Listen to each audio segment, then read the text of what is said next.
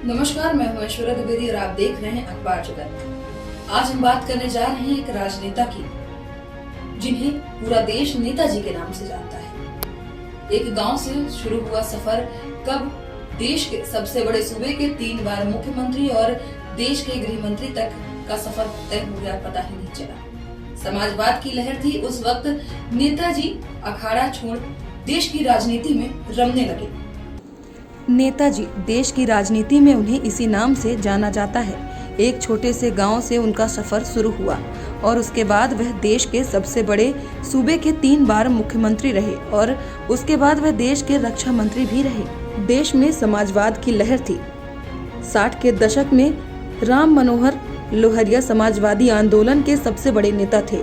उस दौर में देश भर की तरह उत्तर प्रदेश के इटवा में भी समाजवादियों की रैली होती थी और उन रैलियों में नेताजी जरूर शामिल होते थे। समाजवादी विचारधारा उन्हें रमने लगी थी।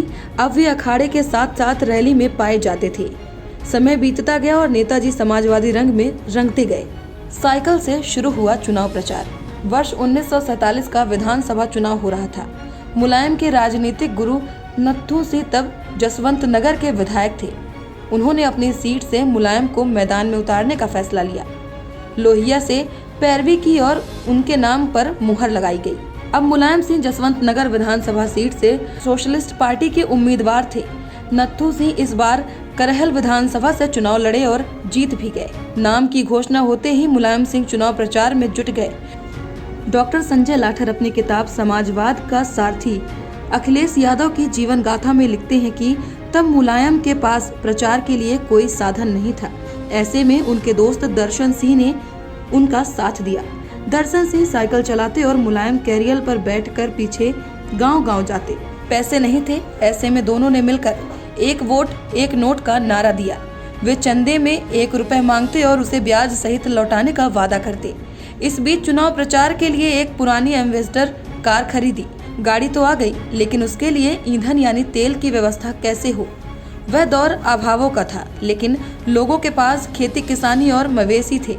गांव के लोगों ने फैसला लिया कि हम हफ्ते में 1 दिन 1 वक्त का खाना खाएंगे। उससे जो अनाज बेचेंगे उसे बेचकर एम्बेसडर में तेल भराएंगे। इस तरह कार के लिए पेट्रोल का इंतजाम हुआ।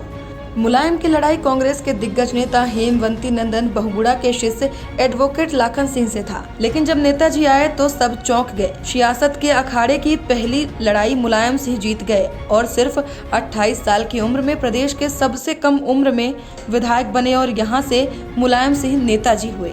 12 नवंबर 1947 को डॉक्टर लोहिया का निधन हो गया। लोहिया के निधन के बाद सोशलिस्ट पार्टी कमजोर पड़ने लगी। 1969 का विधानसभा चुनाव नेताजी हार गए। अब तक चौधरी चरण सिंह की पार्टी भारतीय लोकदल मजबूत होने लगी थी। चौधरी चरण सिंह पश्चिम उत्तर प्रदेश में किसानों की सबसे बड़ी आवाज थे। मुलायम सिंह के शामिल होने से पार्टी और मजबूत हुई। चरण सिंह नेताजी को नन्हे नेपोलियन के नाम से पुकारते थे। धीरे धीरे मुलायम सिंह का राजनीतिक कद बढ़ता गया। तब उनकी गिनती राष्ट्रीय नेताओं में होने लगी। 1967 में मुलायम सिंह यादव पहली बार विधायक और मंत्री भी बने। इसके बाद 5 सितंबर 1989 को पहली बार प्रदेश के मुख्यमंत्री बने। अब तक 3 बार वह मुख्यमंत्री और केंद्र में रक्षा मंत्री रह चुके हैं। मुलायम सिंह ने अपना राजनीतिक अभियान जसवंत नगर विधानसभा सीट से शुरू किया और सोशलिस्ट पार्टी प्रजा सोशलिस्ट पार्टी से आगे बढ़े। मंत्री बनने के लिए मुलायम सिंह यादव को 1977 तक का इंतजार करना पड़ा। केंद्र और उत्तर प्रदेश में जनता पार्टी की सरकार बनी और वह राज्य सरकार में मंत्री बन गए। बाद में चौधरी चरण सिंह की पार्टी लोकदल के प्रदेश अध्यक्ष बने। विधायक चुनाव लड़े और हार गए। 1967, 74, 77, 85, 89 में वह विधानसभा के सदस्य रहे। 1982, 1985 में विधानसभा परिषद के सदस्य भी रहे। 8 बार राज्य विधानसभा में नेता प्रतिपक्ष रहे। 1992 में समाजवादी पार्टी का गठन किया। यह नेताजी के जीवन का सफर था। फिलहाल नेताजी अभी हॉस्पिटल में एडमिट हैं। हम उम्मीद करते हैं और भगवान से प्रार्थना करते हैं कि वह स्वस्थ होकर पुनः राजनीतिक क्षेत्र में आए। ऐसे ही तमाम बड़ी खबरों के लिए बने रहिए अखबार जगत के साथ। धन्यवाद।